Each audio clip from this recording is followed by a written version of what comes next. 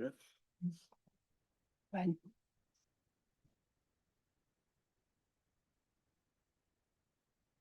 Good morning, everybody. Hope the mic's working well. I'd like to convene the LCCMR for today, July 30th, Thursday at 9:01 a.m. And welcome, everybody. We have a long list today on our agenda. Let's start with roll call. Albrecht, Albright here. Albrecht present. Her Here. present. Jordan, Jordan present. Jordan present. Beeman, Beeman here. Beeman present. Faber. Faber is excused. Finseth is excused. Gilman, Gilman present. Gilman present. Green, Here. Green present. Hedstrom, Hedstrom present. Hedstrom present. Heinzman, Heinzman present. Heinzman present. Langseth, Langseth present. Langseth present. Lilly, Lily present. Lilly present. McEwen, Present. McEwen present. Moore is More present. Moore present. Putnam, Here. Putnam present. Scraba, Scraba present. Scraba present. Westrom, Westrom. Currently, there are 14 members present. Okay, members, we have quorum, and you probably already heard a new name is mentioned among our members, Mr. Tim Pinsep from Warren, Minnesota, and was appointed by Speaker Damath this week. And so the name was called, but just in case those of you who are curious, our member the new member is not here today, but he probably will join us next time in our meeting. So just FYI on that. Okay, next on our agenda is to approve the minutes for June 17th and 29th, 30th, and July 1st of 2026. Move the minutes. Okay, Chair Albright, move. No second, right? Right. Okay, all right. All in favor, say aye, or is it a roll call? Okay, all in favor, say aye. Aye. Opposed? Okay, motion prevail. Okay, next is report from members on potential conflict of interest. Any member want to note conflict of interest? Oh, Oh, online. Sorry. Okay. Wake up. All right. Member Hedstrom. Good morning, everyone. Conflict of interest is 2027-124, 2027-193, 2027-307, and then 2026-318.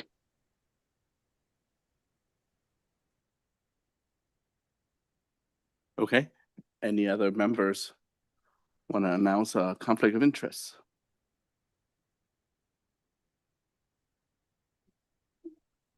So, Commissioner Linseth. Thank you, Chair. If we're doing 2026, I'll say 2026-396.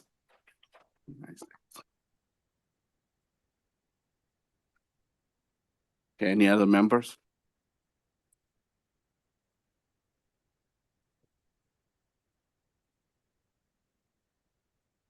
Okay, let's jump to next on the agenda. And if members want to announce later for any conflict interest to the at-large committee here, do so at a later point. Next is item number 4. This is a action agenda and request to release an interest in real property acquired by an ENRTF funds. And it's regarding RIM, Conservation Reserve Easement, continuation and the Board of Water and Soil Resources. I'd like to call.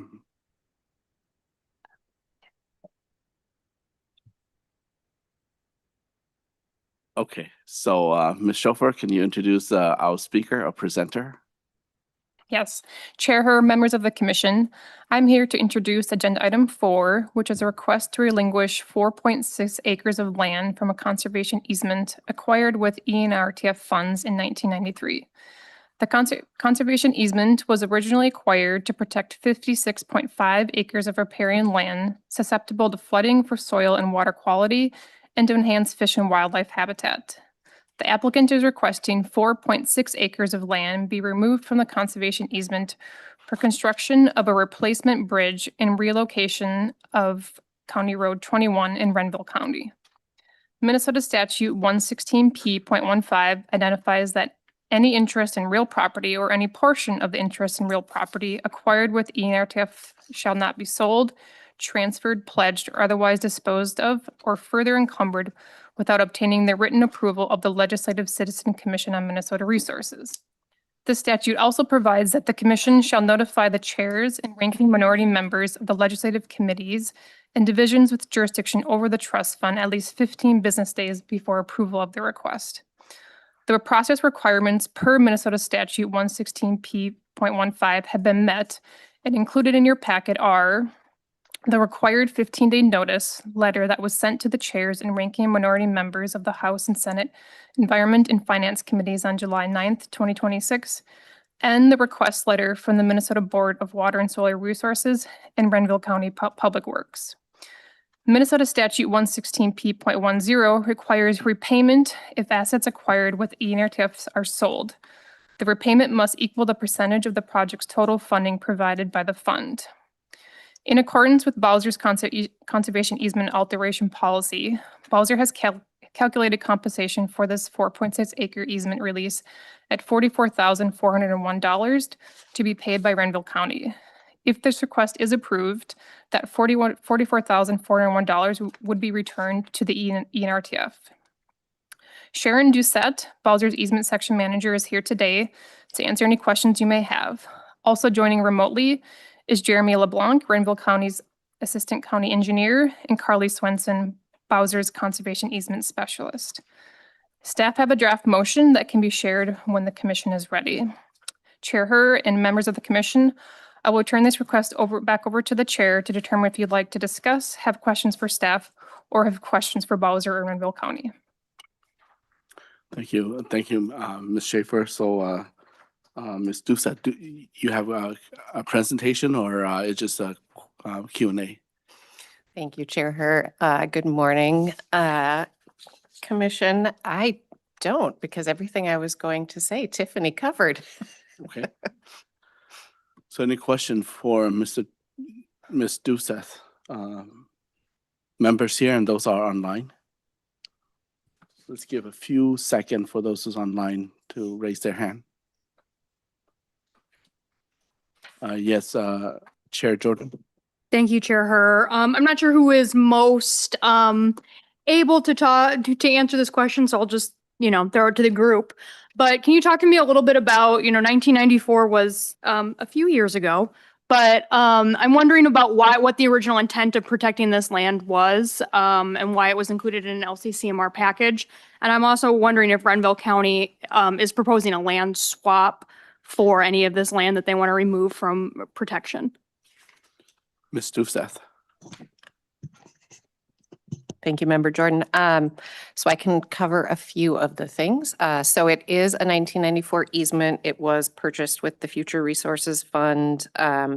It was originally a perpetual riparian easement. So the idea, we have many of these in Renville and Redwood County along the Minnesota River. And it was basically to protect the riparian floodplain area of the Minnesota River. The issue at hand now, as you can see from the map, is the Minnesota River is very close to the road.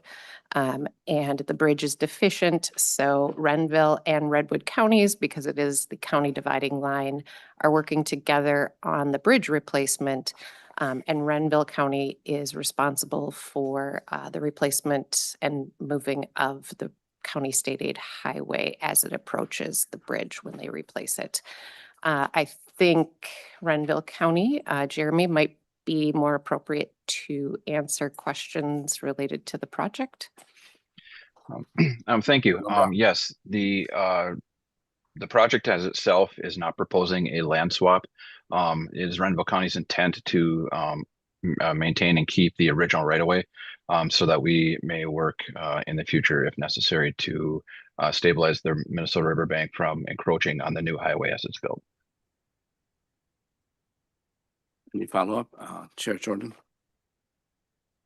Not at this time, Mr. Chair, but I'm still mulling this over. I think for me, I think that what I'm grappling with is the intent of this, protection area was to protect floodplain area. It seems that we have not necessarily succeeded in, establishing flood resilience with this project. I guess I do have some concerns about removing land to protect from flood and protect riparian habitat if, we're not.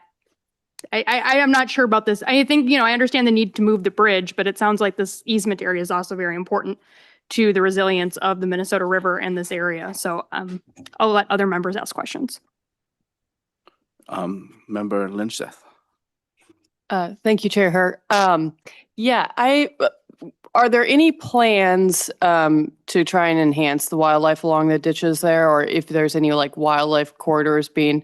I would really like to see more culverts created for wildlife to transverse roads. It seems like that might be an opportunity. Just curious if there's anything in your plans currently. Thank you, Member Linseth. Currently, there is no plans for, additional plans for wildlife travel and habitat. The road as itself currently sits very level to the existing terrain, and the bridge will come up to raise it above the floodplain to prevent overtopping. So that will be a change locally at the bridge area, but we will be returning to original grade as quickly as we can. Because this area is as you mentioned, a floodplain area, and we're not raising the road in any capacity to prevent the flooding that may happen in the future, as we're not allowed to do that by MnDOT standards.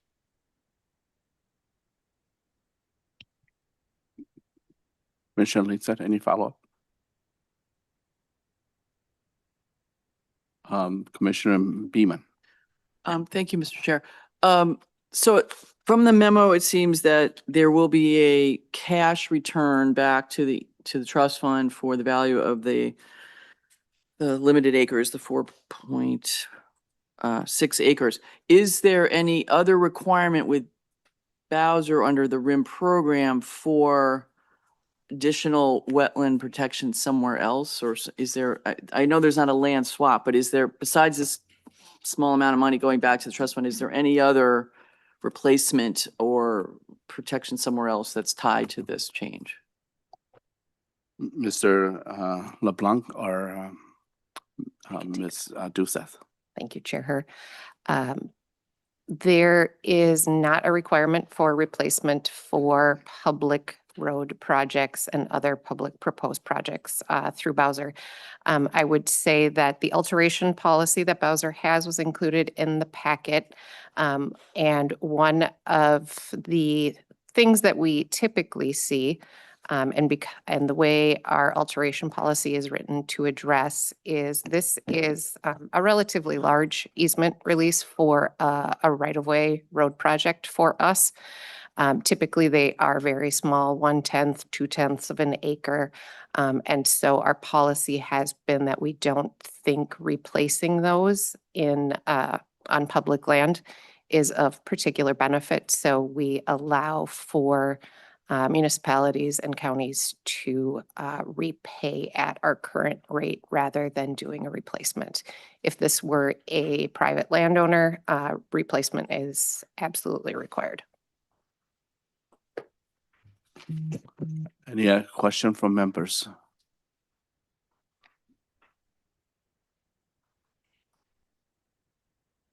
Going once, twice. Chair Jordan? Thank you. And to Bowser then, I guess, has another parcel of this size that was protected using ENRTF funding has another parcel equivalent to this size? You said most of the time it's like a fraction of an acre. Has any other parcel, is there precedent for this? Have there been other parcels of this size that have been released without, remediation for other parts of the land? Is this like one of the larger projects that has been done? Is there anything else that has been done that's similar to this?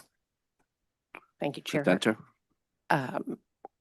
Member Jordan, I might call on Carly for this one. She handles all of our alteration requests. In my memory, this is one of the larger ones. And I did a quick look this morning, and we have approximately 200 easements that are funded by ENRTF over the history of Bowser and the commission working together to secure land. And I don't think I've ever been here before with a request like this. Follow. Carly? Yes, thanks, Chair. That's correct. This is going to be the largest request to alter an easement for a public road project that Bowser has ever encountered. As Sharon mentioned, they're typically fractions of an acre for right-of-way widening, but because of this, the particular geographic layout of the road in proximity to the Minnesota River, there's really no reasonable alternative to not impact the conservation easement. Our policy does require avoidance if possible. And so just because of the geographic layout of this road, that leads to the larger impact to this easement. Okay. Commissioner Linkletter. Thank you, Chair. Okay, yeah, so I see like it looks like you guys will be moving the road and bridge further east. Obviously, that's why you need the land. What would be the plans then for that western edge that will be bordering the river? Ms. Doucette. Thank you, Chair. I'll turn that one over to Jeremy. Yes, thank you for the question. The plan would be to restore that to vegetation, mosaic seed from MnDOT's area, but would be a grassed area for I guess regular road ditch type or backsloping. Commissioner Linkletter. Okay, that's good to know. I think probably most of us here, just besides a grass ditch or grass slope, if there could be some actual riparian vegetation that's planted, Yes. that would probably make us feel a lot better. If I may, yes, there will be riparian seed as part of this project as well. So any native wetland areas that have that already will be reseeded and such. Okay. Representative Heinzman. Thank you, Chair. Just a comment. The needs of this community to make this adjustment seem very reasonable. And I want to speak in support of it. I'm looking for, in the discussion, some kind of a concern that would justify a no vote, and I can't find one. It seems like this is a pretty important adjustment that needs to be made today, and I'm just going to put it on the record that I think that there should be a lot of a lot of yes votes for this. Thank you, Representative Heinzman. Senator Westrom. Mr. Chair, just can you expand the discussion on the public road project? You talked about the bridge, but talk about, is it a private road, just exclusive? Few people will get access to it, or is it for the public? How does it impact your community? It sounds like it's a public road that we'd all benefit from. So I think that's got to be taken into account. Okay, Mr. LeBlanc. Yes, thank you, Member Westrom. This is a joint project between Redwood County and Renville County. These are two county state aid highways with Redwood County State Aid Highway 17 and Renville County State Aid Highway 21.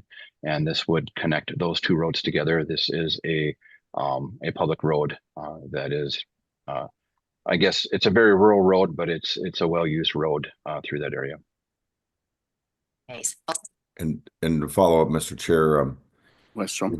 is there an existing bridge and this is moving it, or is this a new connection with the bridge too? Mr. LeBlanc. Yes, thank you.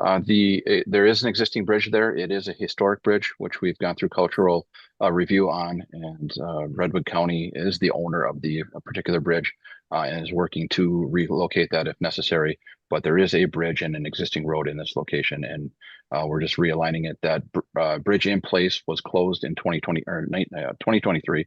I'm sorry, for structural deficiency with the structure itself. Nice. So,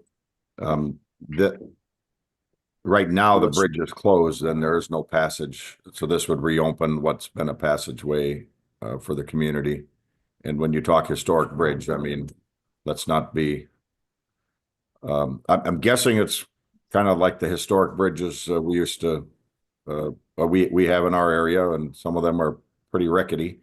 And structurally, when you said it was structurally deficient in 23, so they had to close it. I can only imagine that's several bridges in rural areas where I grew up come to mind. And so I think improving the structure, and many of those bridges are narrower, and in some cases they don't even have much for rails. I don't know what this one exactly does, but I think that seems like a very good, reasonable reason to change this. But good to know you're reconnecting. But feel free to add any more comments about the bridge, or was it state of the art before you closed it?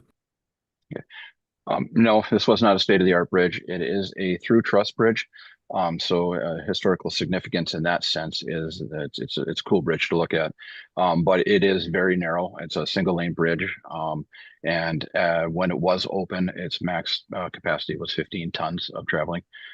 So this new structure will be a wider structure, a concrete bridge that will allow for heavier farm and emergency equipment across.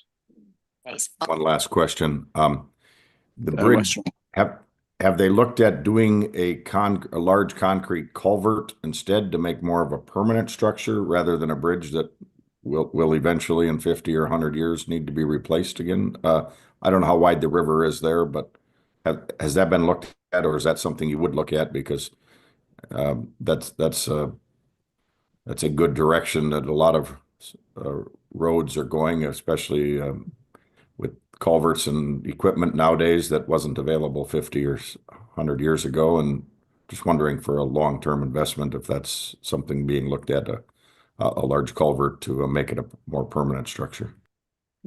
Mr. LeBlanc. Yes, the river at the Minnesota River at this location is a very large river. The bridge itself will be over 300 feet long, and there would be no culvert large enough to put in that area. Sounds good. I appreciate that information. Thanks a lot. Okay, Representative Scrabble. Thank you, Chair. More of a statement. Listening to the counties and Bowser, and we help fund Bowser. I trust their regulatory. They're making sure this project fits their needs and the community needs. So again, I'm trusting everyone that lives down there that this is something they need, and that the movement of the ENR, our money, is what they need and what we need. So I'm all in favor of it. Thank you. Okay, any other further comments? Chair Jordan. Thank you, Mr. Chair. And to Bowser, what is Bowser's position on this? Like, are you supportive of this? Do you have no stance? Are you not supportive of this? What is Bowser's official position on this project? Ms. Doucette. Thank you, Chair. Commissioner Jordan. This is large for us. I will say that it is a large easement release, but we are fully supportive of our local governments and their need to provide safe passage for the community, safe roadways, safe bridges. So we work with them and we would be in support. We will support it after receiving permission from LCCMR. Follow up, Chair John? No. Good question. And I sense that, this probably will get a majority yay, but let's say if they get the majority nay, what will be the outcome? Ms. Doucette or even Director Thank you, Becca? Chair. If the commission chooses not to approve, Bowser will also not approve. We are required to have LCCMR's permission to do the release, so we will not approve the release. I will let Jeremy speak to what that means for the project if they don't get the release of the easement area. Mr. LeBlanc? Thank you. Currently the project has a budget of, or I should say an estimated cost of $5.5 million. Of that, $3.9 million is being funded with federal dollars and $1.3 million is being funded with state aid bridge dollars. And that is time sensitive funding. Should this easement not be granted as a release, that would jeopardize that funding and most likely the project would not move forward. Okay, I still see Senator Weststrom's hand on Zoom. Senator Westrom, do you have another question? Mr. Chair, I forgot to put it down, but to just clarify what the last comment was, the project would not move forward. The current bridge is closed because of structural deficiency, and so there's just no connection in the local community across the Minnesota River at this point. Is that correct? And basically, I'm familiar with other places where this happens, and it gets to be quite a ways around if you live locally to cross over the bridge. Is that kind of the correct scenario? Mr. LeBlanc? Member Westrom, yes, that is a correct understanding. This bridge is closed and it is a gap for the community as far as connection. The resulting detour is 10 miles in length to cross the river.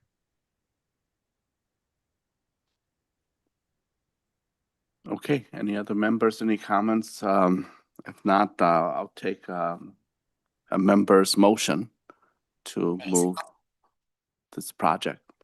Mr. Chair? Yes, I would move that we approve this. Okay, Senator Westrom.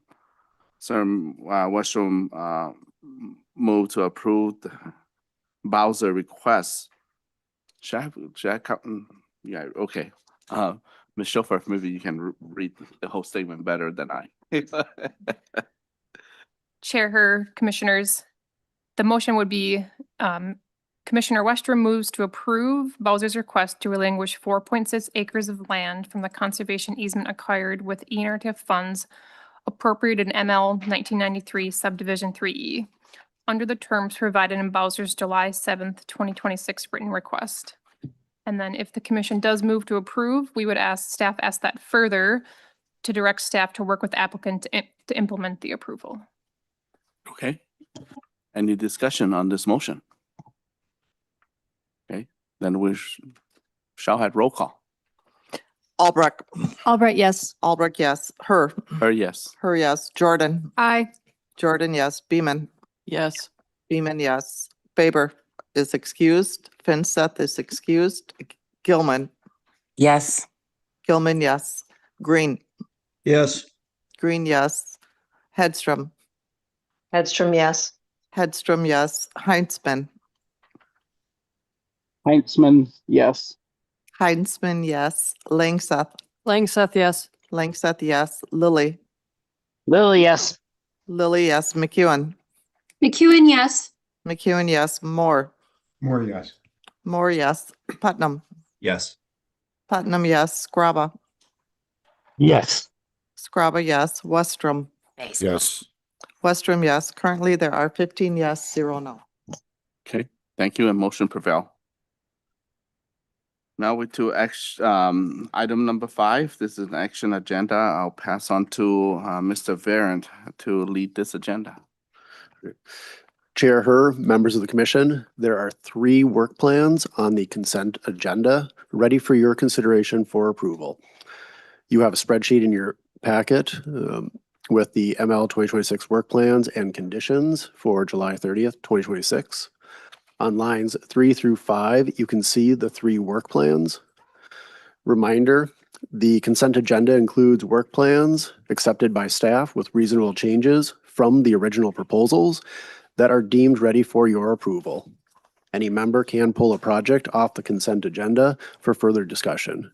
If you do this, depending on the question, you may want to put the pulled work plan on the agenda for a subsequent meeting to allow the project manager to be present to discuss any concerns members may have.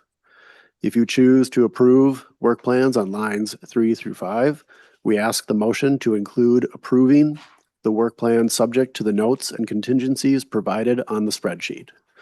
Chair Her and members of the commission, if you would like to discuss, and when ready, staff have a draft motion that can be shared with the commission. Okay, any question from members? Looks like Commissioner Moore has his hand up. Commissioner Moore? Yes, thank you, Chair Hurd. First, I apologize. I had not read the agenda until just a few moments ago. I do have some conflicts of interest for 2026 that are noted on the website. I follow with a question to Director Nash.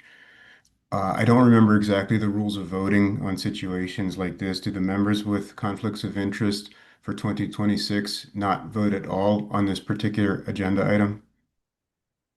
Director Nash? Mr. Chair and members, I think you would just refrain from voting if there's a conflict of interest present. So if there's not a conflict of interest on these specific work plans, then I don't think you have a problem. Got it. Thank you.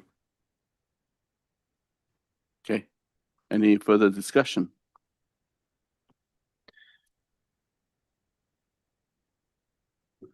Okay, Chair Jordan, next to me. Mr. Chair, I was just going to make a motion to approve this, but it seems that there's some online discussion. Okay, Senator Green. Not really discussion. I just was going to let you know that I can't, for some reason, get this up on my computer to look over it. So I'm going to not vote on this. And that's the reason why. Okay, so Chair Jordan, your motion. Oh, Mr. Chair. Yep, Representative Heisman. Thank you, Mr. Chair. If I'm understanding the motion correctly, these items on the consent agenda, the work plans would all move forward. Is that correct? Mr. Varian.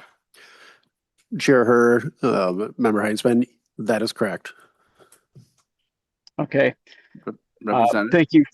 Thank you for that clarification. Mr. Chair, I do have a couple of questions, if that's okay. Is this the proper time for discussion? It is Representative Heisman. Okay. As I'm going through the list that was provided for members online, I'm seeing, I think, one of the projects, their fiscal agent is Friends of the Boundary Waters. Is that correct? Mr. Varian.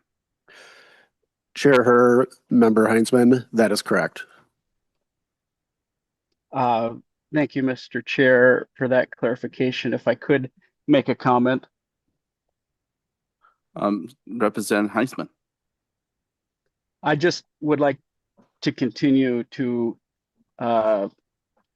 voice concern relative to the organizational structure of the Friends of the Boundary Waters. There was a lengthy discussion on that topic at the last meeting, so I don't think we need to have a long drawn out discussion here again today. But if I am reading the proposal correctly, it appears that Friends of the Boundary Waters, to be precise, is acting as the fiscal agent for no cost to the Adaptive Wilderness Within Reach organization. Am I understanding that correctly? Could that be confirmed, Mr. Chair? Yes, let's confirm by Mr. Varen. Go ahead. Chair Her, Member Heinzman, that is also correct. All right. Mr. Chair, again, I have another comment, if that's okay. Go ahead, Representative Heisman. Thank you, Mr. Chair. Since our last meeting, it has come to my attention that not only were the issues raised relative to shared assets and space and so on with the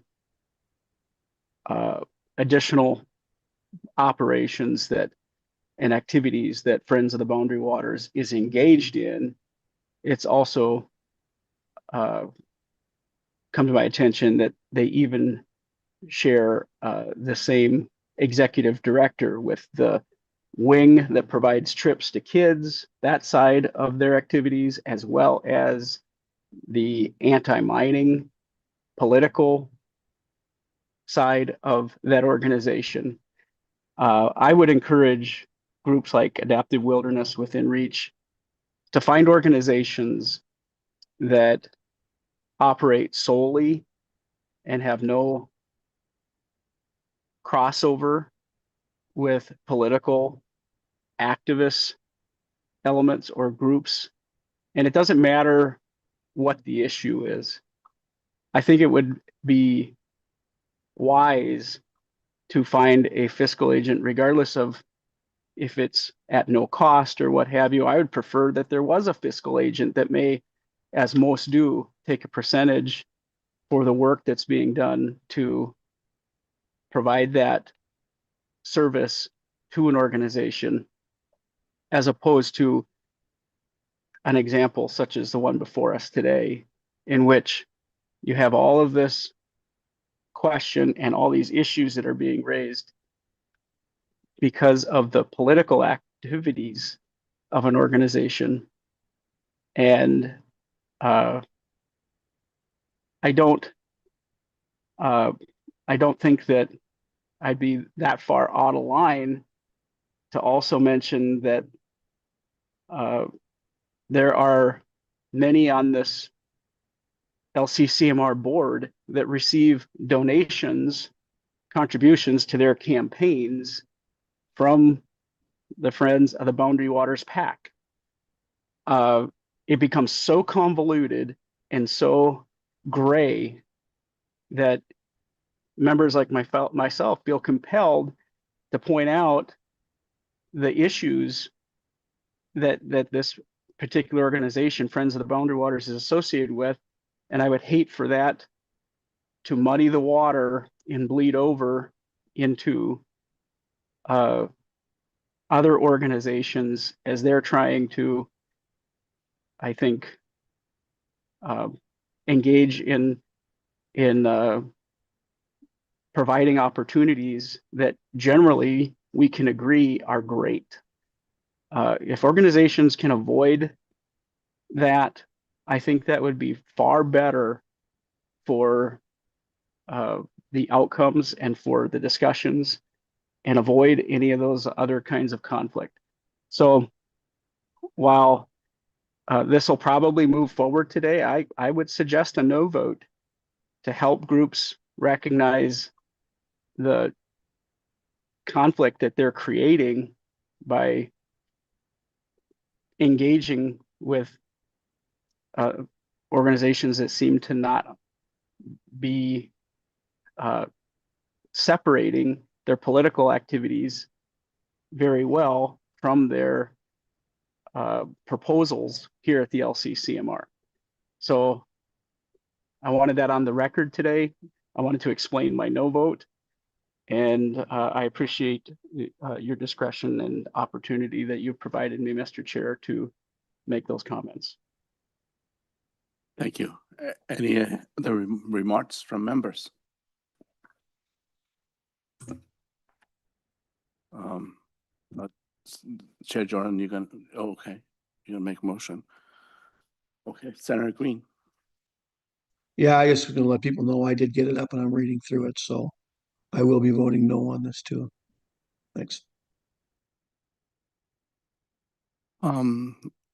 As I recall, last time I did question whether there are other, and I think the question was put out by Representative Heinzman, and I reiterated that whether there are other agency 501c4 or 527 or such, and also have the nonprofit arm that requests money through the LCCMR, and there are a handful of those organizations as well. So we are not putting preference on the Friends of Boundary Waters, but there are our recipient this year, and I think that Adaptive Wilderness see the Friends of Boundary Water as a trusted fiscal agent and comfortable to work with. And I do hear the voice of opposition well, and it's noted, but I just want to state my point and give extra additional information.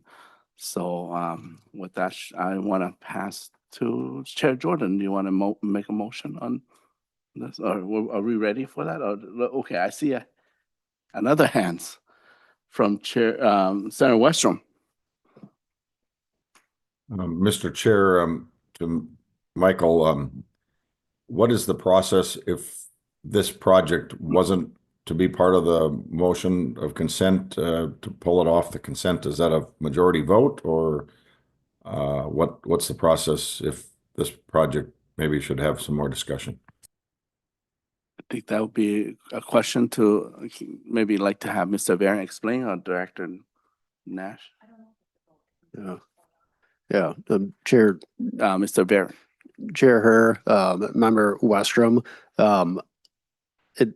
our understanding is that it's not necessarily a vote. Any member could ask to have it pulled from the consent agenda for further discussion.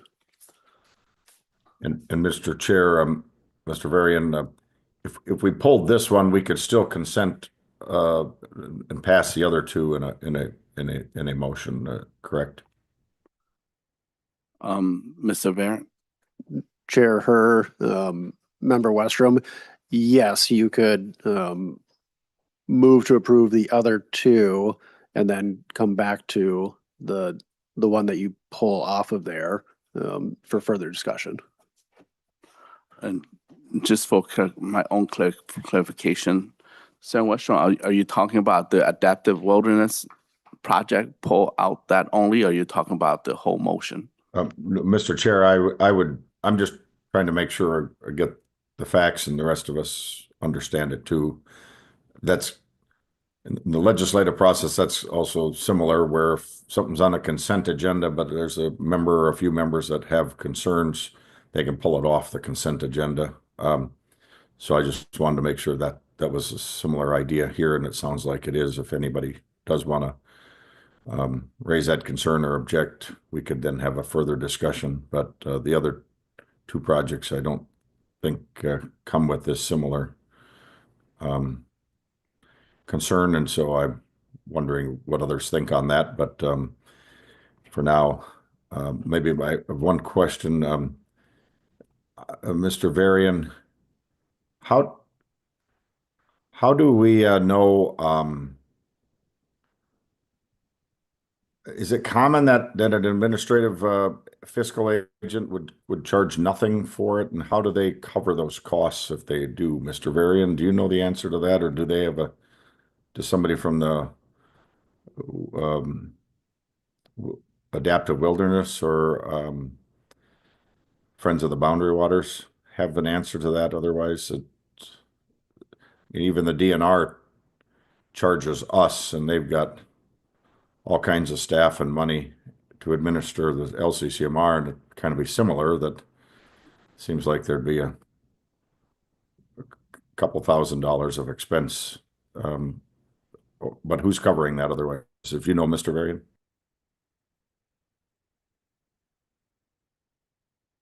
Mr. Barron. Chair Her, Member Westrom, you're correct. Often the fiscal agent does charge a fee or a cost, but that's not always the case. In some instances, they use their own funding to cover any of those costs. I don't know the exact funding source for the Friends of Boundary Waters in terms of how they are covering that cost in this case. So, and there's more of a, maybe a concern or comment, but I'll open it up for others to just decide if we want it on the consent or not, but, I mean, we know their political activities is very much anti-mining and so some of those funds, it seems like, are what's gonna cover the costs for this adaptive wilderness, which then does kind of bring to me a question to that group and entity, what kind of quid pro quo is going on, and if their group is entering into this same type of political dynamic. I think Representative Heinzman's comments, we should probably heed his comments, and I would say the adaptive wilderness should probably steer clear of this concern that has raised a lot of eyebrows in the past 6 months. Just I'll leave it at that, Mr. Chair. If other people want to comment, I'll decide if after I hear from others what to do. Thank you, Mr. Chair. I just want to remind us that of what I remember, if my memory serves me correctly, that the adaptive wilderness within reach was a very compelling presentation about creating pathways for disabled people to get access to the outdoors. It's a small organization, and so nonprofits, I worked at a nonprofit that also did something similar, will help small groups that have a really unique and compelling mission to help be their fiscal agents, because small organizations have a hard time doing so. So they can act as a charitable fiscal agent. It's actually a good deed. So I just want to put that out there. And I would say we should not remove the work plan from any motion that is put on out there. Thank you.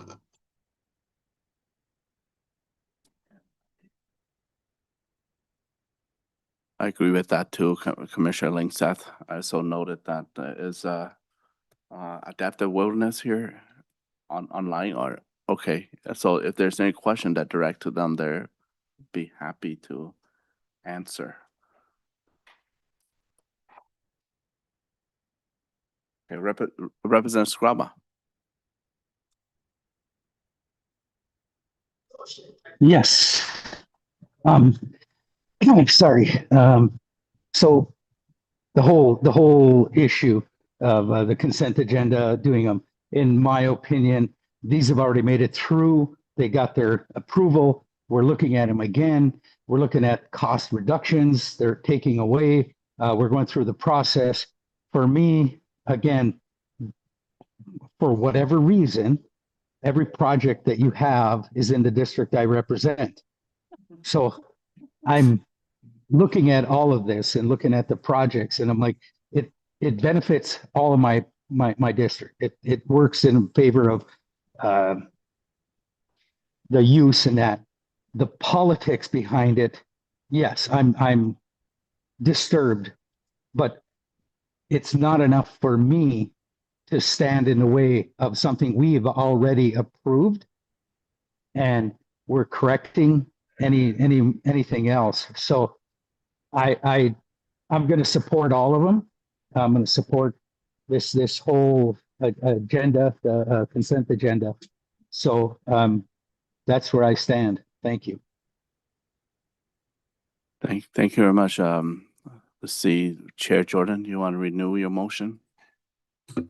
Thank you, Mr. Chair. I move to approve the consent agenda for the 2026 work plans. Okay, any further discussion? Not roll call. Mr. Chair, Albrecht, Yes, Senator Westrom. Mr. Chair, I'm just wondering if Representative Jordan would be amenable to approving the two aside from adaptive wilderness separately, and then we come back and consider that one single as a single motion. Representative Jordan or Mr. Chair, I would not support that. okay, motion is renew. Roll call. Albrecht, Albright, yes. Albrecht, yes. Her, Yes. yes. Jordan, Yes. Jordan, yes. Beeman, Yes. Beeman, yes. Faber is excused. Finseth is excused. Gilman, No. Gilman, no. Green has declined voting No, on I'll this. vote no. Green, no. Hedstrom, Hedstrom, yes. Hedstrom, yes. Heinzman, Heinzman, no. Heinzman, no. Langseth, Langseth, yes. Langseth, yes. Lily, Lily, yes. Lily, yes. McEwen, Yes. McEwen, yes. Moore, More yes. Moore, yes. Putnam, Yes. Putnam, yes. Scraba, Robert, yes. Scraba, yes. Westrom, No. Westrom, no. Currently, there are 11 yes, 4 no. Okay, motion prevail. Okay, next on the agenda is item number 7. Debrief on the RFP.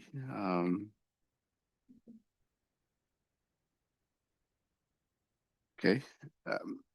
How does member feel about this year evaluation? And Mr. Chair. did I miss something? The big one. The big one. Oh, okay. All right, I'd like to call Mr. Capana to talk about the big one here. All right, thank you, Chair, her members. I'm just going to give a short summary of evaluation number 2 and the compiled results. For more detail in your meeting materials, you have a memo, you have 3 table spreadsheets that summarize those results as well. I'll also point out that in your materials, we have included the additional materials that were provided to you during your evaluation number 2, the additional information that you had requested or comments we'd received back from people. So to begin with, I just wanted to summarize, staff followed the procedures adopted by the commission at the June 17th meeting. Just to remind everybody, those procedures were to rank all the proposals from high to low based on the proportion of members allocating funds to a proposal. Then calculating an average allocation amount for each proposal based on the members that had allocated funds to a proposal. And then going down that list of ranked proposals and adding that average amount together until all the funds were spent. And if that happened to fall in the middle of a group of proposals, we would then either include that group or exclude that group depending on what created a final total that was closer to the amount available for allocation. So that sort of summarizes the basic procedures that staff followed and the commission adopted at the June 17th meeting. So following these procedures, these were the results of evaluation number 2. That cutoff did end up landing in the middle of a group of proposals that 63% of members allocated funds to. So if we had including that group results in overspending by about $6.1 million. Excluding that group would have resulted in underspending of about $7.8 million. Since 6.1 is closer than 7.8 to the total amount, we did end up including that group in the initial agreement. So that means there were 116 projects that would be funded under the initial agreement, and that would include the DNR contract, the LCCR administration, and the LCC legacy website. So I talked about those 2 tables that are part of your meeting package. So we presented those results in 2 different types of tables. One includes says showing individual allocations from highest to lowest. That's the one with a lot of columns. That shows those results, but also shows how the distribution of members allocating funds looked like. Just to clarify for everybody, when it says 1, 2, 3, that 1 does not indicate that is the one member's allocations. That's just, it goes from highest to lowest, so from 1 to 16 in this case. The second spreadsheet table we have for you that shows these options is the one that just says the initial agreement as of July 20th, 2026. That shows the same information in terms of the initial agreement, but in this case, it includes the staff comments and the member comments. So those are the two tables you have in front of you showing the results of the evaluation number 2. So based on evaluation number 2 and the initial agreement rules set up, that means there is $6.1 million over allocated at the moment. Staff have developed 3 basic options for your consideration to deal with that over allocation. Of course, you also can come up with other options if you wish. So just to summarize, option 1 would decrease the projects in the final group that made the cut, so those selected by 63% of members, by 43.9%. This would result in a cut so that would cut 6 proposals in addition to the cut they may have taken from the average allocation. There would be about $4,000 remaining, and this could be covered using the commission buffer. This option would result in funding recommendations about 38% to 53% of the requested amount for those proposals. Option 2 would pull in the next 2 sort of groups that were ranked the lowest. So this would be any proposal that was selected by 69% of members or fewer. Option 2 would decrease those proposals by 29.2% from the average allocation amount. So this would result in a cut in the average allocation amount to 13 proposals. The remaining $3,000 over allocation could be taken from the buffer to balance everything out.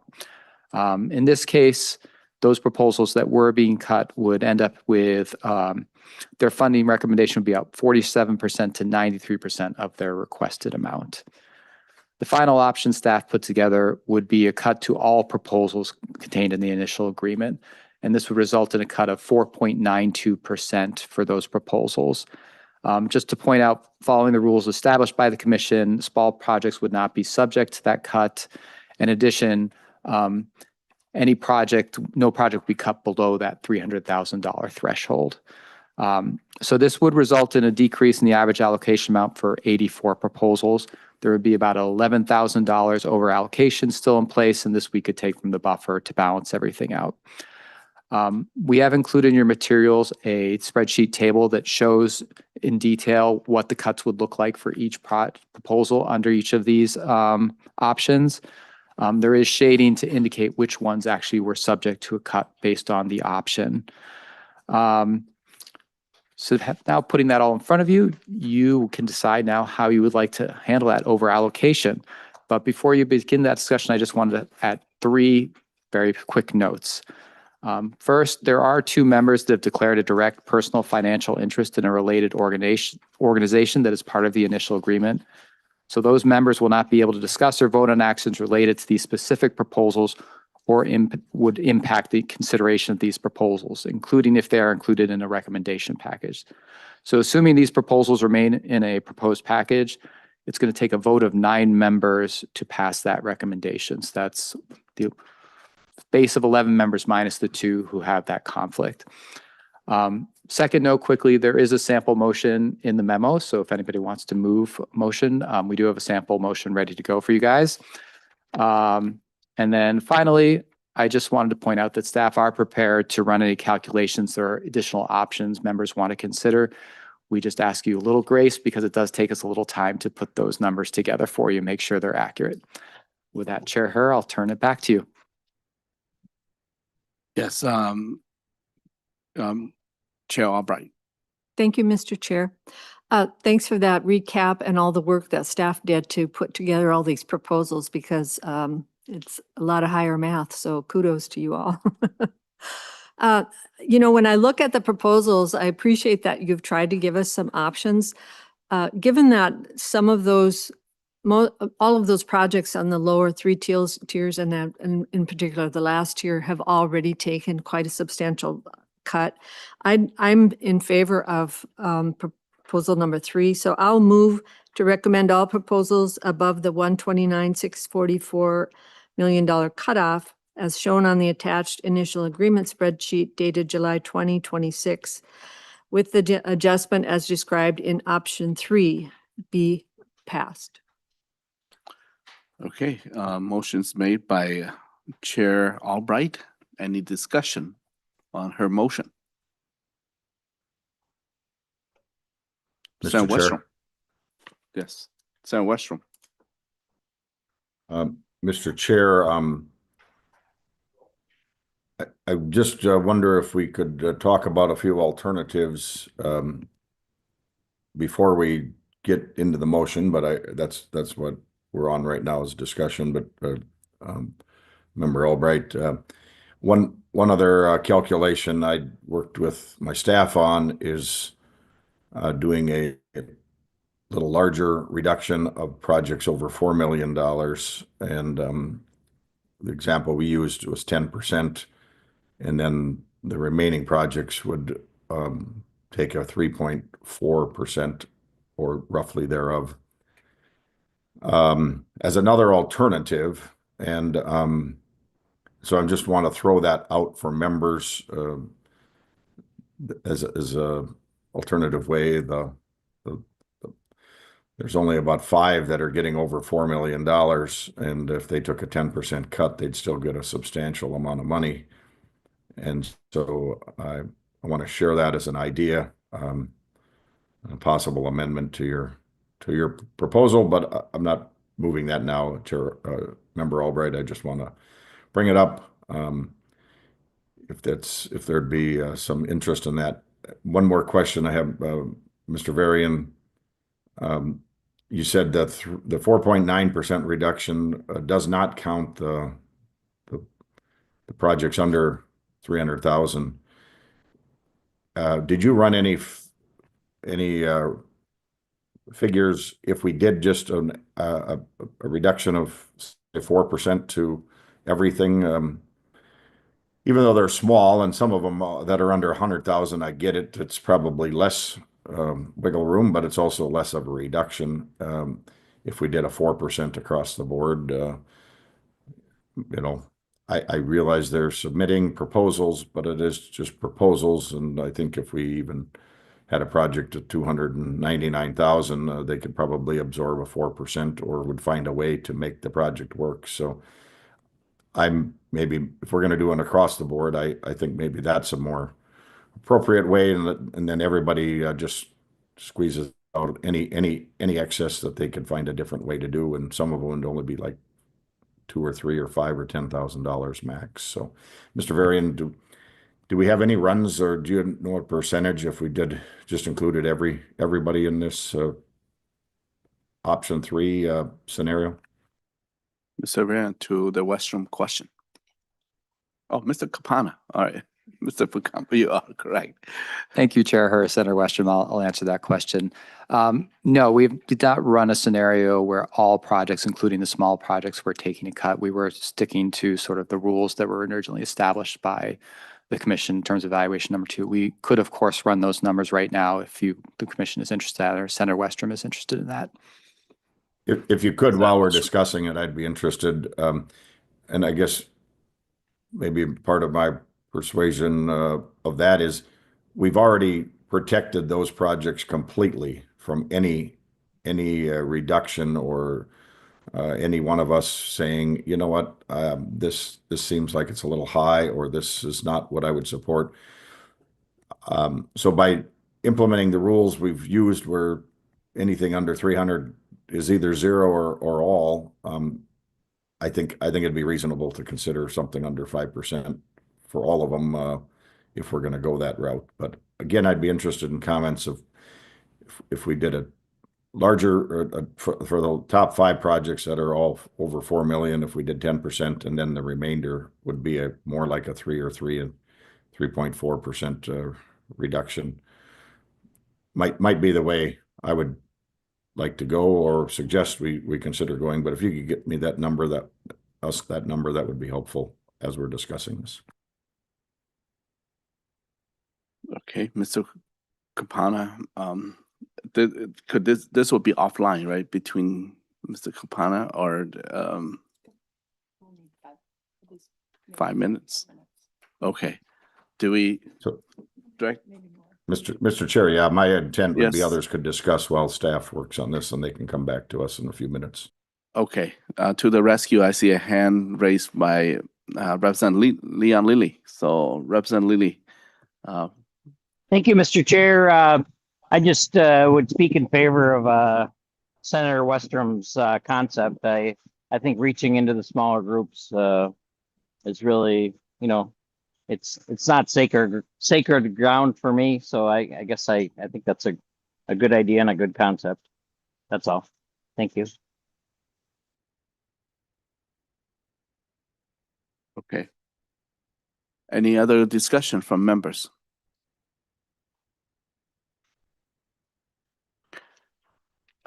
Chair Jordan.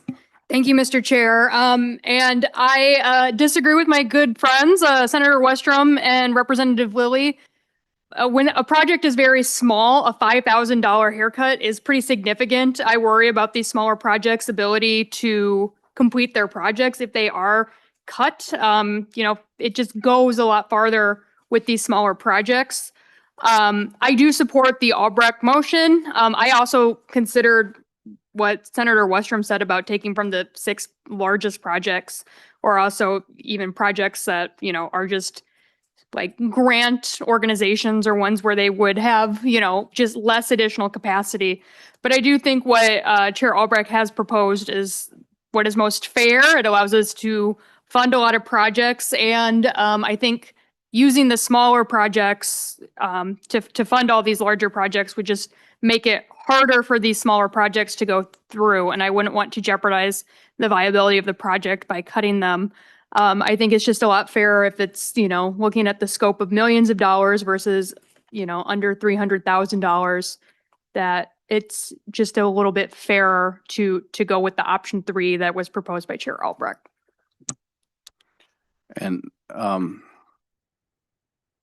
just to reiterate, the option 3 will not reduce anything below 300. Okay, so I think that's what I heard Representative Lilly say as well. So do we have an answer for Senator Westrum now, or It's gonna be a while. it's gonna be a while? At least 10 minutes. Yeah. All right. Do we want to recess then? So you could, I don't know, you could recess, you could move to vote. Mr. Chair. Yes, Senator Westrum. Mr. Chair, I might just solicit a couple of pieces of feedback. What would people think if we did a 10%, or if 10 is too much, a different number, but a little higher on the top on any project over 4 million, which would be 5 from our count that I worked with staff. That would get us down to more of like a $3 million gap, and then just have the rest of the projects take a percentage haircut, if you will. If we trim the larger ones a little bit more. Rep. Jordan sounded maybe a little open to that idea, and maybe Senator Putnam, I'd just solicit your input, and Member Albright as the maker of the motion. If you'd comment after Senator Putnam, I'd just be interested in a few little feedback on that idea. Senator Putnam. Thank you, Mr. Chair, and thank you, Senator Westrum, for asking my opinion. I do think that I kind of see both sides of this one to a certain extent, in that the gains that we would get for paying down the absence from tapping into the smaller bills are not going to be all that significant, because they're going to be smaller amounts being taken from them. However, I think Tori's got a great point in that we didn't actually do the same sort of questioning process with the smaller bills as we did with the bigger ones. So I will also say that some of the bills that are kind of towards the bottom of the pile, which I'm assuming is why Tori's asked me to think about this a little bit. A lot of those are ag related, which is unfortunate from my perspective, because I think by and large, the commission does some really great work, but we don't tend to focus as much on those issues that are agricultural related as I would prefer. And so I think that's also part of a concern when I look at this list of issues. But I will say that I see both sides of the argument pretty well on this one. But I see where Tori's coming from on this one too. Now, Senator Westrom, just one question. Would any amendment be proper to be made on the option number 3, the motion by Chair Albright, so that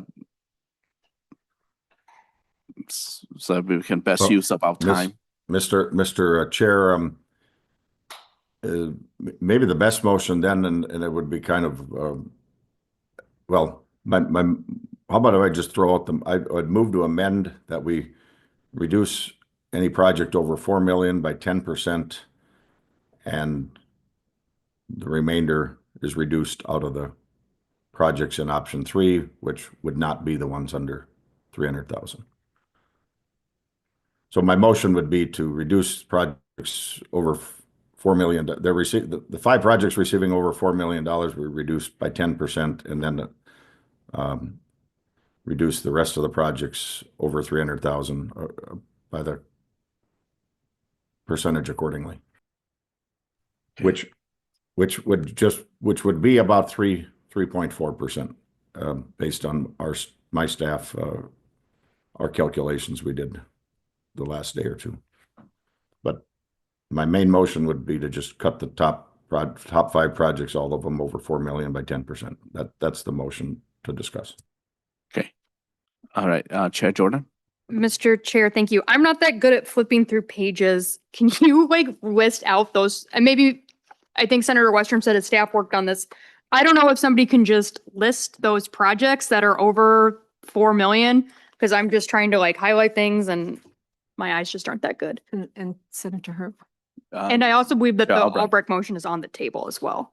I just want to ask for clarification. Are you suggesting those projects that were originally their original request, or how they came out in this allocations process? Because while I understand Senator Putnam's and probably Senator Westrom's interest in having ag projects, those projects fell at the bottom, and some of them are larger than 4 million and would, are at 80% now and would take another 10% cut. So I'm just trying to figure out, are you asking for from the amount requested or from the compiled member evaluation average amount? So Westrom. Mr. Chair, Commissioner Albright, it would be just the projects that are being proposed to be funded over 4 million in our after evaluation 2. There was 5 of them according to what we came up with. My staff is online. I could have them probably list them off quickly if we want, but I would guess Mr. Varian or Capano could probably find those 5 projects. So it's the latter, Commissioner Albright, not how they came in original requests. Then it would be a bigger number of projects that are still over 4 million, but there's only five left that are over 4 million. So that's the ones I'm saying we do 10% on, and then take the rest of the percentage according to your motion after. Okay, we have a number show of hands here.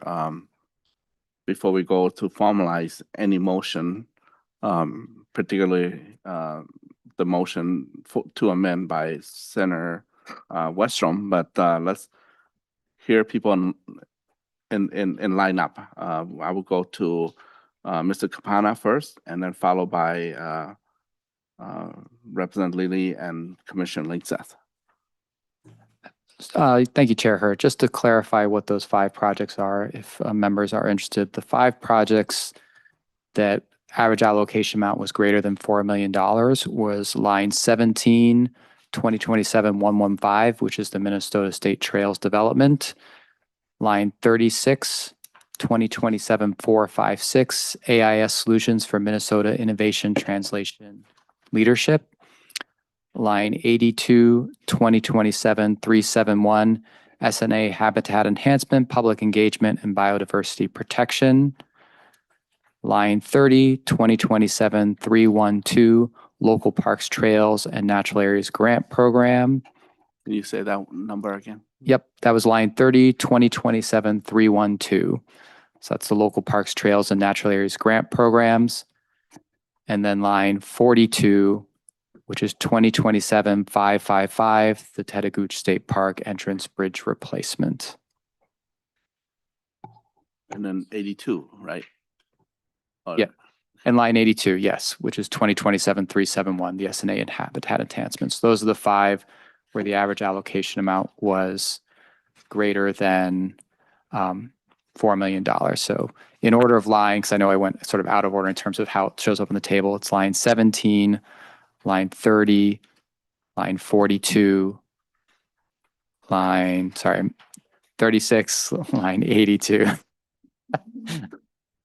Okay. Does everybody have them? Okay.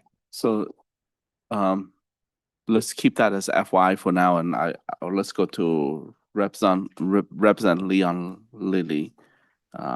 Whether Thank you. Yep, Thank you, go Mr. ahead. Chair.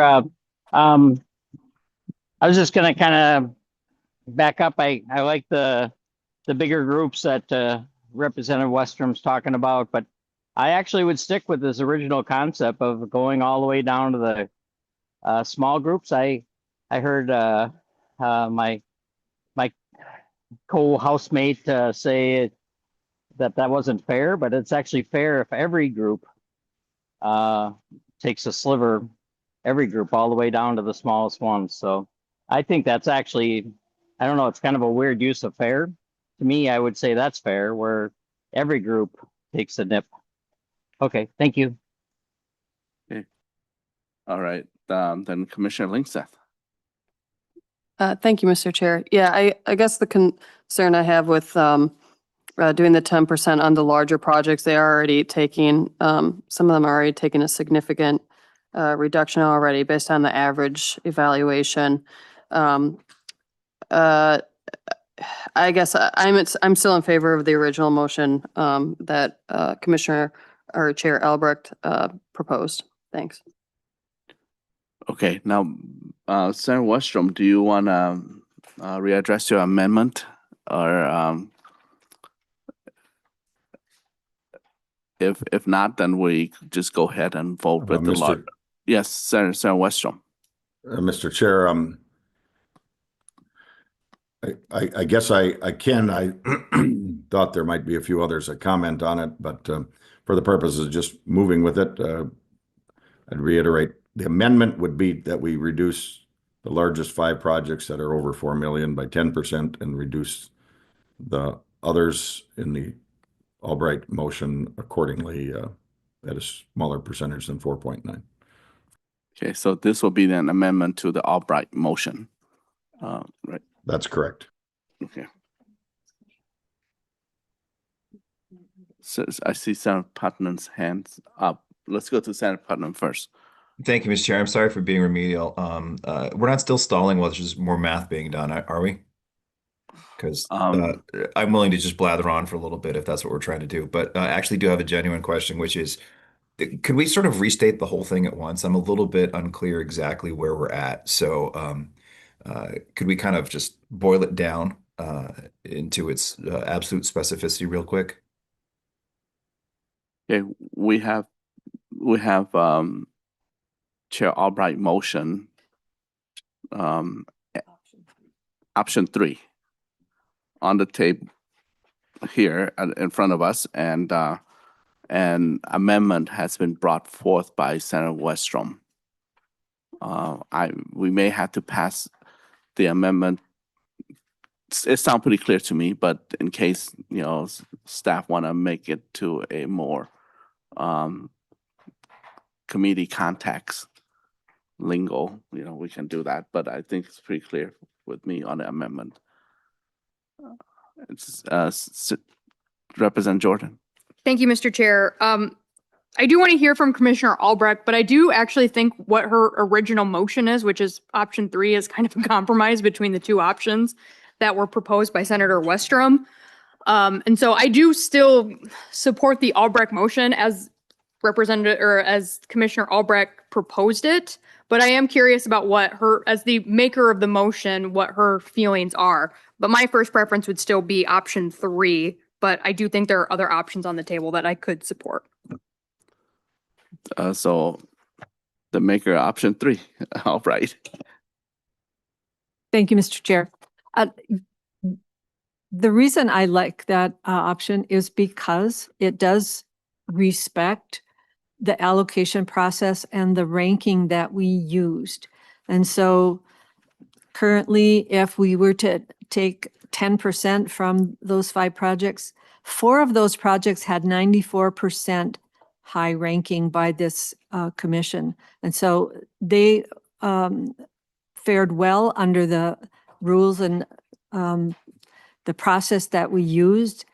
I'm not, you know, I think 10% is more than it needs to be. And I think that we need to respect the process that we used, which was everybody gets to rank. I'll also just share, this is a point in time when we will miss Mike Reese as our citizen member, because members had an option to submit a different proposal.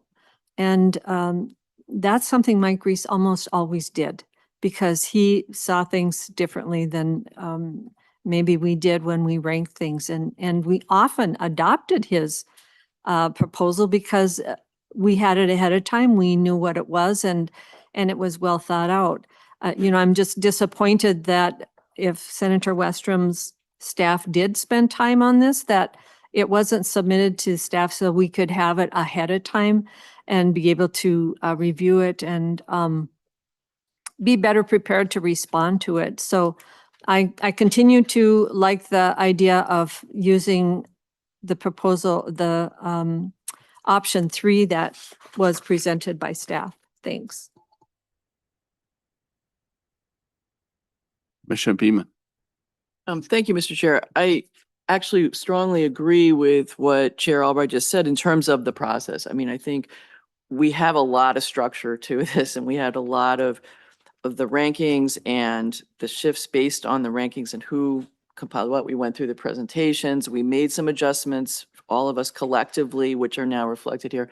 And to just target 5 large projects because they have a lot of money, and I don't know if there's other reasons to target them, but to hit them extra hard, I do think does not do justice to the process. I also think it's a separate question from whether we want to just drop down the haircut on everybody into the projects below 300,000. I think that's a separate question, and we can debate that. But I think the part about just hitting the 5 largest projects doesn't jive with how we've approached it so far. Thanks.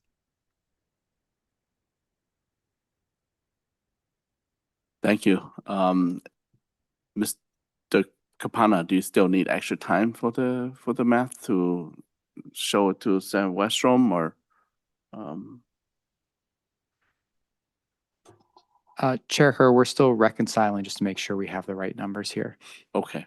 All right, I see a hand from Commissioner Moore. Thank you. Thank you, Chair Herr. And I want to thank the commissioners for such a thoughtful discussion. And I think all of the suggestions seem very reasonable to me. I personally could live with any of them. One thought I just recently had relative to Senator Westrom's suggestion is that 3 or 4 of those 5 repeatedly garner significant funding from LCCMR, and that may provide a reasonable justification to trim those slightly more proportionally than we would from some of those other projects. I certainly comprehend Representative Jordan's argument that these small projects taking a proportional cut will take a disproportionate hit because they just don't have the capacity to support that. And that's where I think, Senator Westrom's suggestion is very, very reasonable. I'm certainly not opposed to the original motion as indicated by Chair Albrecht as well. So thank you everybody for this discussion, and I will be at peace with any of these outcomes. Okay, thank you, Commissioner Moore. So Westrom, your hand's still up. Do you want to comment further? Well, Mr. Chair, appreciate the comments. I mean, Commissioner Moore, I'm open to an amendment to the amendment if 10% is the wrong number, or somebody else had commented on that. It's kind of the same idea. If we're gonna, the large recipients certainly can probably adjust no matter what they get.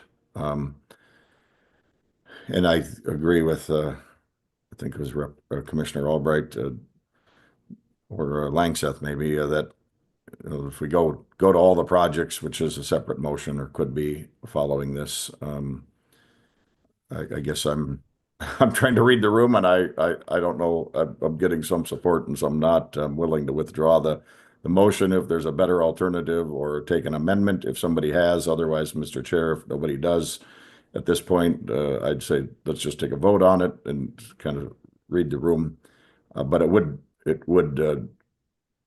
just amend the motion 3 to say 10% of the projects receiving over 4 million, and then the rest of the projects would receive a reduction accordingly.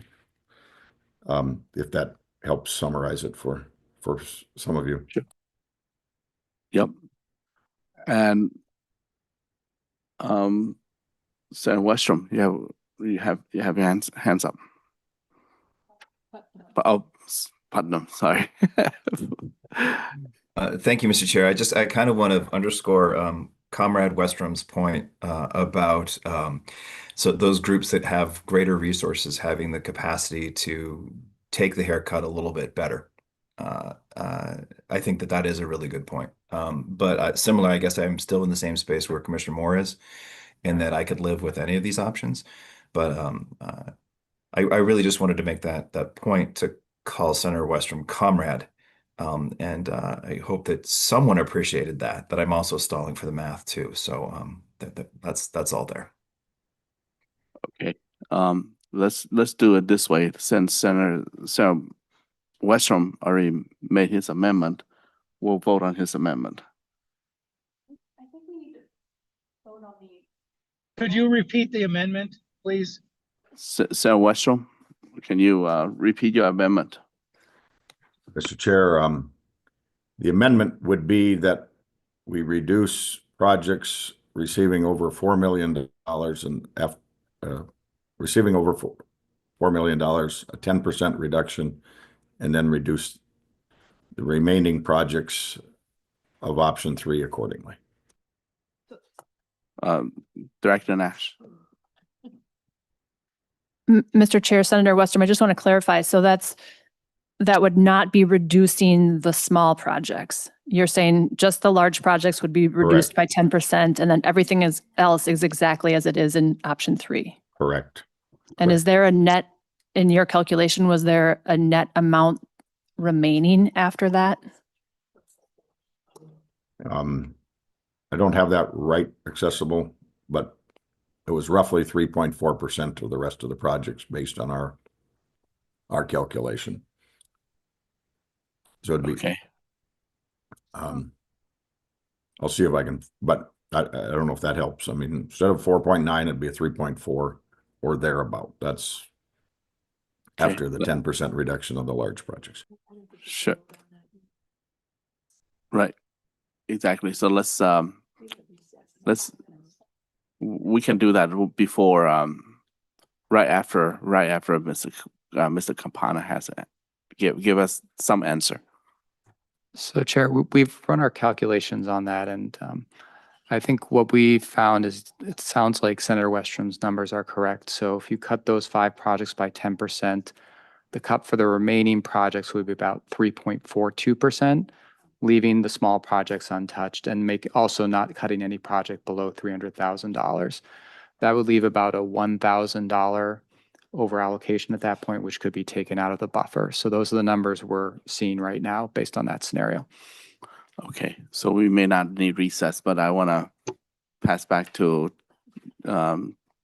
Chair Albright to see what she think about the amendment to her motion.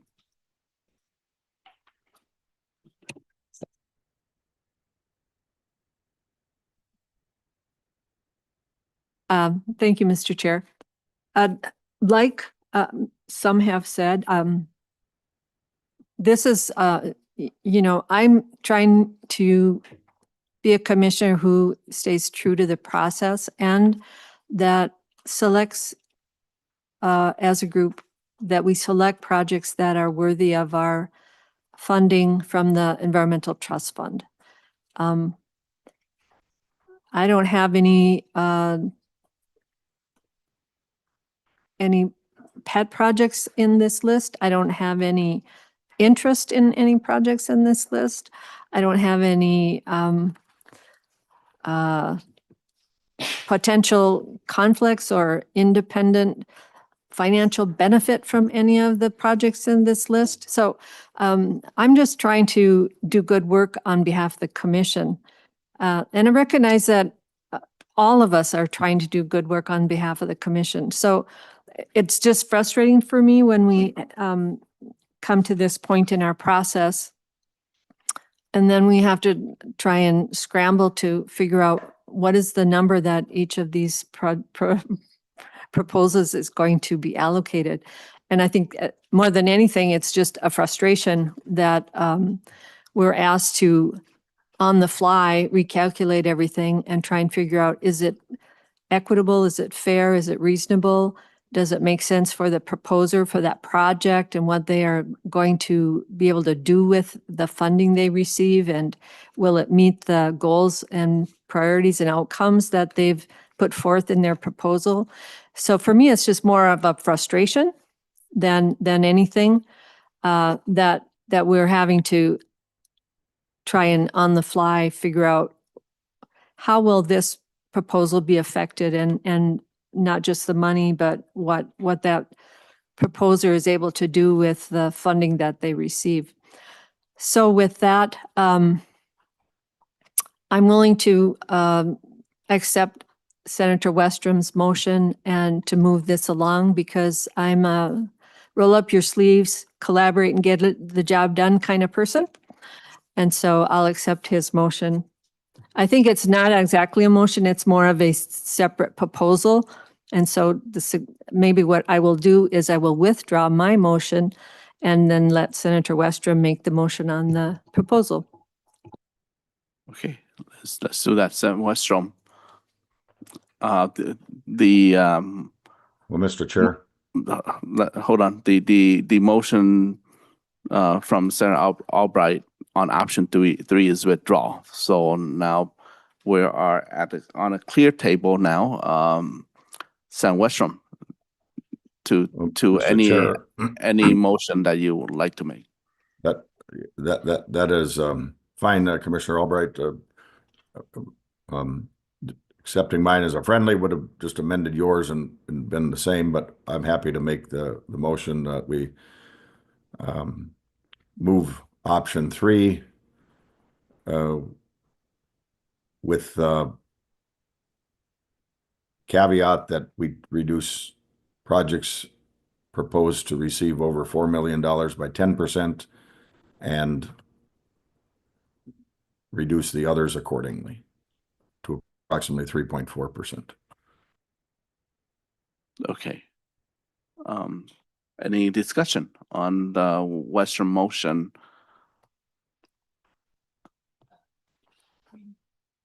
Senator Green. Yeah, we're getting kind of into the weeds now, so you have to catch me up here.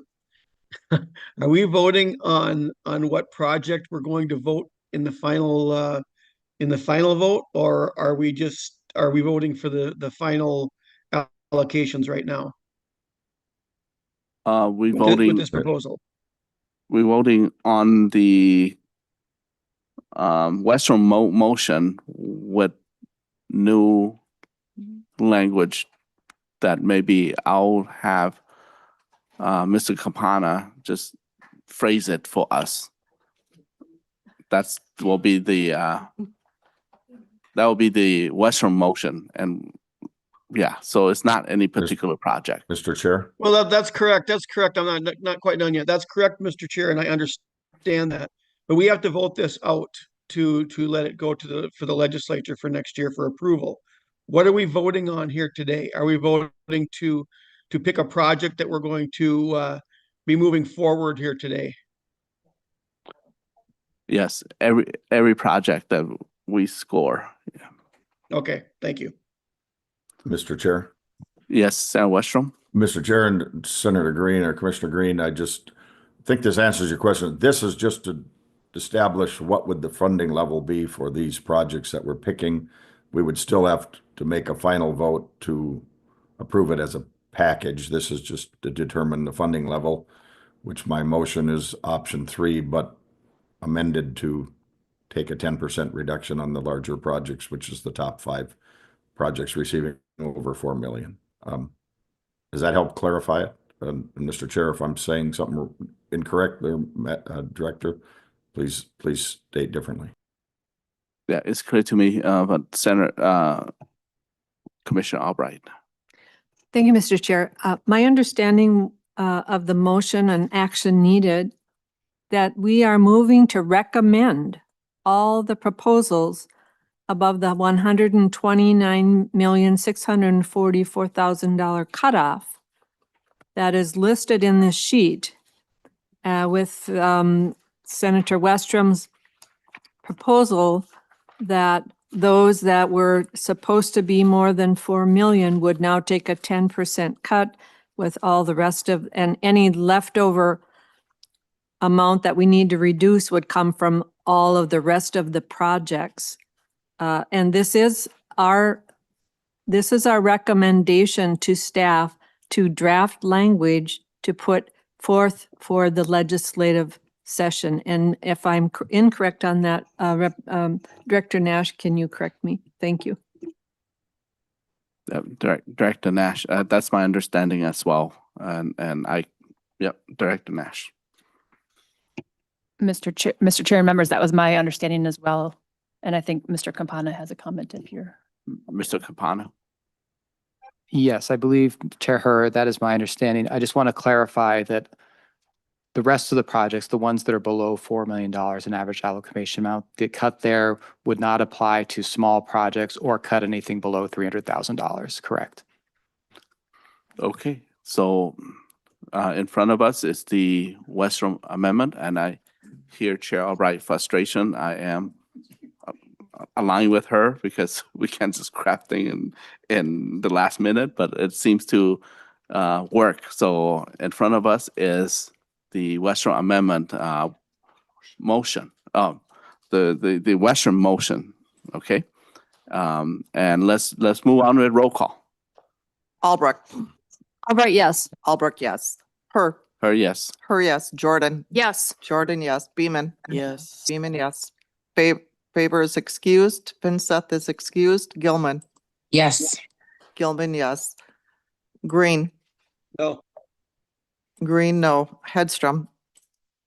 Abstain. Abstained. Heinzman. Yes. Heinzman, yes. Langseth. Langseth, no. Langseth, no. Lily. Lily, yes. Lily, yes. McEwen. Yes. McEwen, yes. Moore. More yes. Moore, yes. Putnam. Yes. Putnam, yes. Scraba. Graba, yes. Scraba, yes. Westrom. Yes. Westrom, yes. Currently, there are 12 yes, 2 no, 1 abstain. Okay, motion prevail. Okay. Let me just double check the order of business here before no recess, but give me 30 seconds.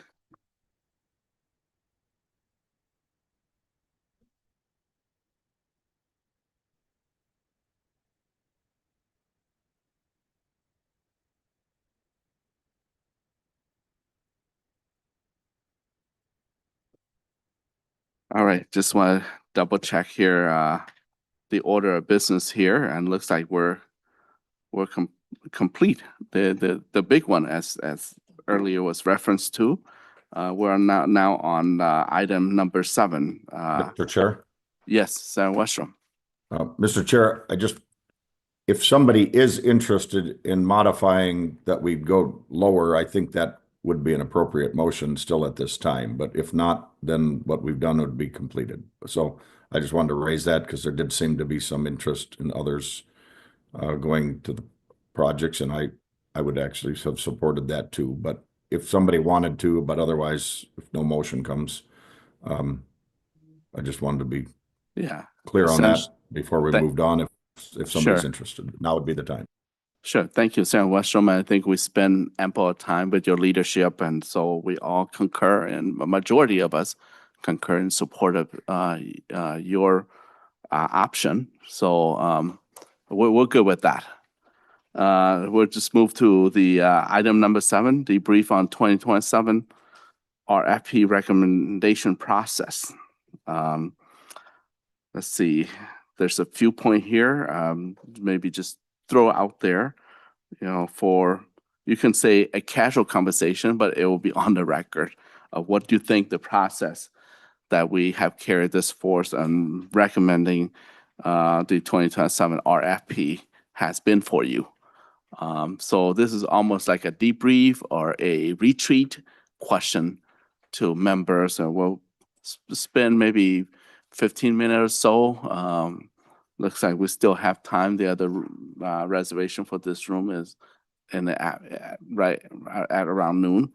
So just want to throw that question out there, and before we jump to other business, if no one want to make any statement here, we're good. We just move on to item number 8. Chair Jordan. Thank you, Mr. Chair. And I remain disappointed in how much AI was used to generate these project proposals. There was a lot of AI used, not just in the project, just across the board. I would hope that applicants in the future would not use AI to generate their responses and to generate materials for it. I think it's one thing if we're teaching and using AI in, maybe like to identify wildfires, but to create your promotional materials, and was just very disappointing. To the applicants, you all used the same ones. You all either use Claude, ChatGPT, or Microsoft Copilot. So it was very obvious to me, but I worry about the use and proliferation of AI to create this. I worry about also, I do not like funding projects that are going to use a free version of AI to create their projects. That doesn't feel like a good use of state resources to me. And so I would just really encourage people, as you apply for LCCMR funds in the future, to not use AI. And a lot of the projects that we didn't fund, it really was just a lot of AI slop. And so I'm glad that we didn't really look at those. Some people used it thoughtfully, but in the future, I just am really dismayed by how much AI was in those projects. I read every single project that was submitted in those binders. I lugged them around the legislature for about a month. So please do not fill my binders with AI next year. Thank you. Good. Any other members? Let's see, Commissioner Gilman. Thank you so much, Chair, and thank you, members, for this option to vote remotely, or just to participate remotely as well. Again, I will concur. I did see Representative Jordan in the halls, in the chamber with her big books, and I got them delivered to myself as well. So a couple things I just want to bring up, being new to this space, very grateful that I was a part of this. I've learned so much. But again, there's several projects in here, and if you need to have the names of them, I could get them to you as well. But just in-state, projects that are happening in-state, if we're contracting things out of state, in the future, what could those things look like? If these proposals are coming to us, but the money is going out state, that was a little alarming.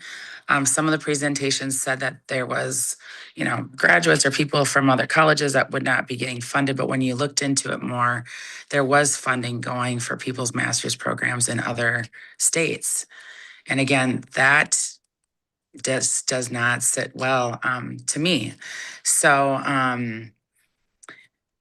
you know, if there's outstate proposers, how could we collaborate, but even keep the percentage down? I just was wondering if there's any more discussion about that, or if we section out a few of these. You know, I know we probably can't take these projects out unless that's voted upon to do that. But I definitely was concerned by those projects being elevated, that this money would be going outstate. So I just wanted to get that on the record as well. Thank you, Commissioner Gilman. Senator Westrom. Real briefly, Mr. Chair, just on the process, when we established letter G or I think it was category G, that's the lower, or the H maybe it is. Anyways, the project's under 300,000. That came about maybe 5 years ago, 4 or 5 years ago. A few of you might remember it. Some of you probably don't, but we kind of we were struggling as a commission to try to figure out how to incentivize smaller projects to apply and what would be the benefit of being a project that comes smaller as a proposal. And so we have more across the state, more organic groups, if you will, and not just your standard state agencies or government entities that seem to be the ones that are mostly receiving it. So I think we've accomplished that partly this year when we changed the interview or the presentation process. I actually heard some positive feedback from one or two of the proposers liking that aspect of it. And so I don't know if that's the right mix for sure, but I do think maybe we're on the path to having a benefit for proposers to bring a smaller project under 300,000 so we can stretch and allocate more projects across the state to maybe new groups or groups that haven't traditionally applied year after year. So I just raised that as I don't think we've got a final conclusion on what's the benefit of the small projects being proposed, but I think we've added to it this year in our presentation, not requiring them to come in and giving them I guess a stronger likelihood of getting support in the final process. I still do think maybe we should scrutinize the dollars a little bit, but that can be a discussion for another day. But my comments are mostly to highlight we've struggled to find a benefit for urging proposers to be small in their request, and maybe we've started down that path this year, and that might continue to encourage more small proposers. And I think the lottery fund, as intended, probably would like to see that if good projects come in. Thank you, Senator Westrom. Commissioner Linkseth. Thank you, Mr. Chair. Yeah, I'm in agreement with Senator Westrom on that. I think it was a good move we made this spring to just allow the small projects through without the presentation.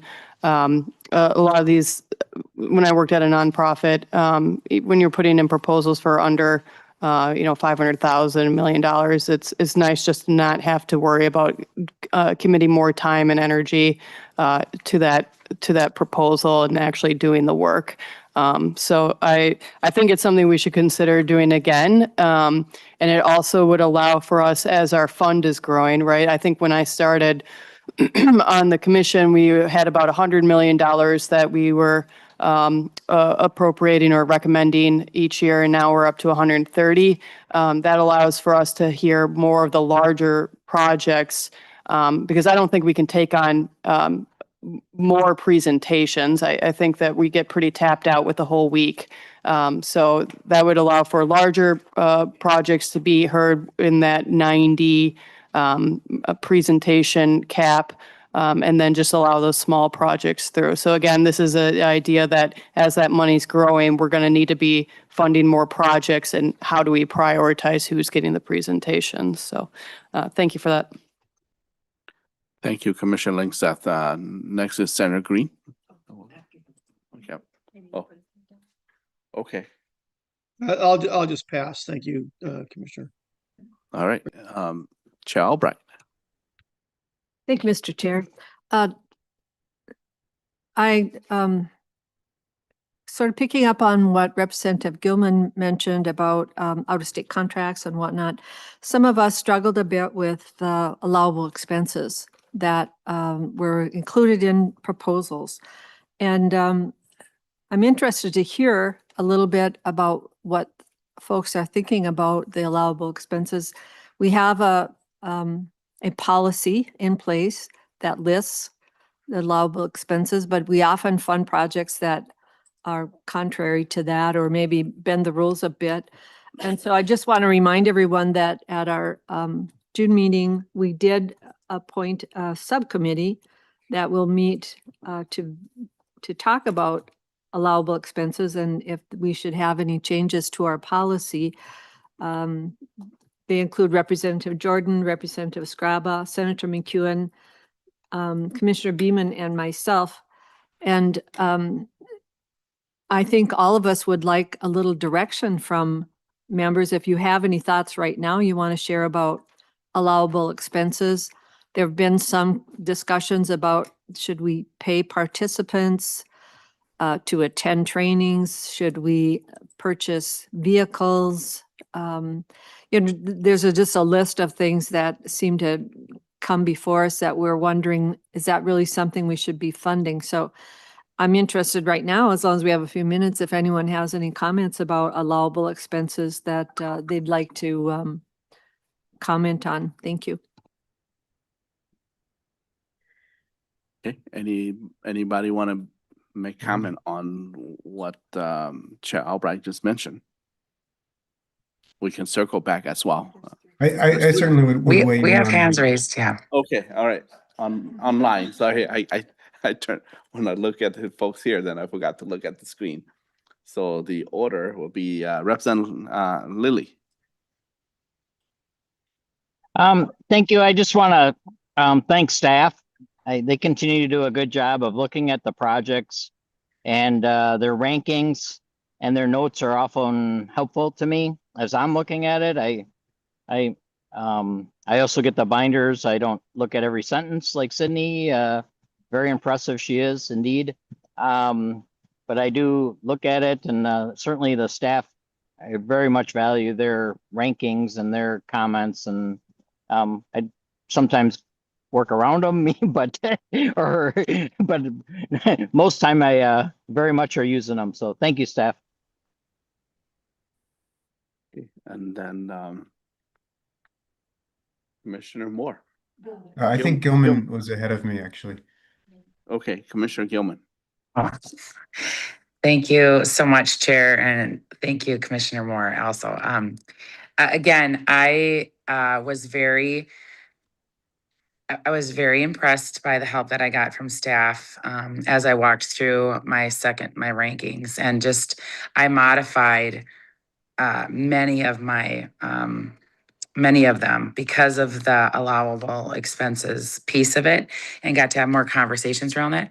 I think having a framework and then us sticking to that as we go through this process would be really great. It's one thing to kind of understand like a conference can cost, this much money, or, we don't know how much it is. But when you like hearing Director Nash talk about some things as well, when I first came in, we have to look at that. And so for me, I had no troubles taking money off of what they were asking for. And then also as we listen and do the process, could this project still happen, or could these things still happen if they don't get their expenses? But again, that to me goes back to, there is money in these projects that are in this package that it's going to go out state. And I know that in the legislature, we have lots of different things that we deal with. And again, when things go out state, or it's talked about quite a bit, because we do want to help our folks here in Minnesota. So I'll be so excited to hear what the subcommittee comes up with. And if they want any of my feedback or input just from me, seeing this process and having like a business mindset lens from my personal business and how we have such accountability and things that we do to track where our money goes, I think it's very important. And I think it should be really heated that this process should not, we need to have scrutiny under those things. So I personally went through all of them and, definitely took money off of, the bulk of those because of how they were listed. And I didn't think that aligned with what, the original intent was. So thank you. Okay, thank you, Commissioner Gilman. Commissioner Moore?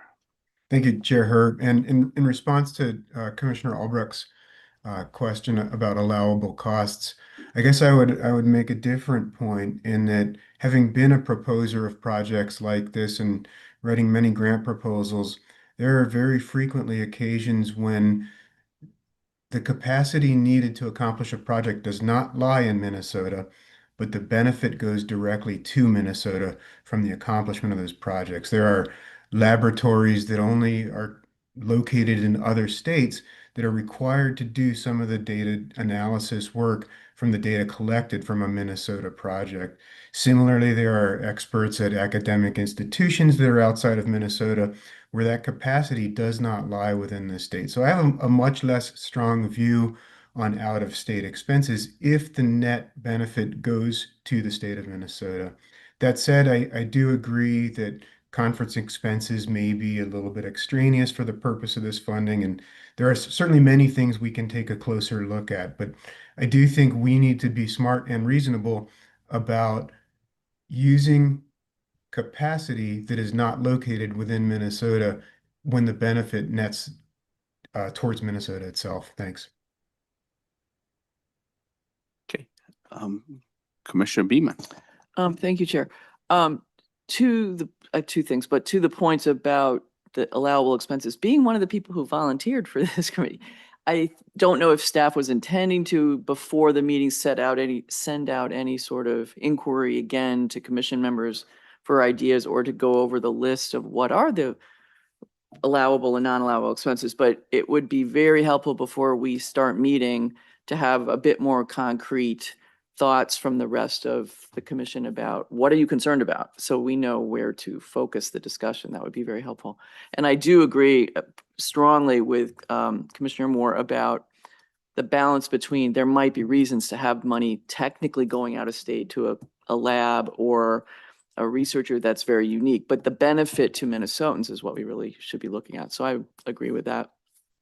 But to change tack, in terms of feedback on the process, I want, we all are thinking about how much, there were 400 something proposals on, will that number continue to increase? And how, is there some limit to what we can just have a capacity to even consider and read? And two, with the amount of money increasing, is there any change to, again, I don't know, and I don't have a suggestion, but just a change to the evaluation process to address more and more money that we have to give out? And are we going to get more and more proposals? And how do we handle that in a realistic way would be my question. Okay, good.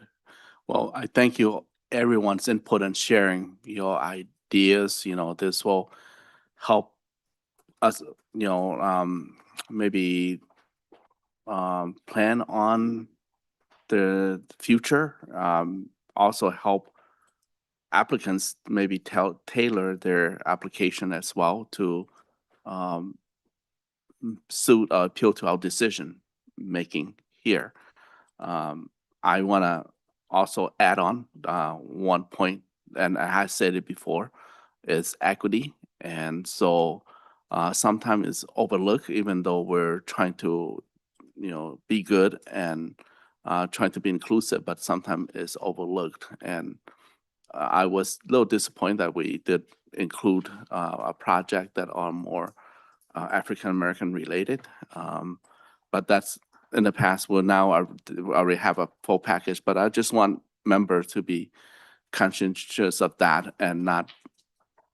We all have our own choice of voting, you know, the sad part of it is like we only have a few people that vote for those projects that are conducted by community of color.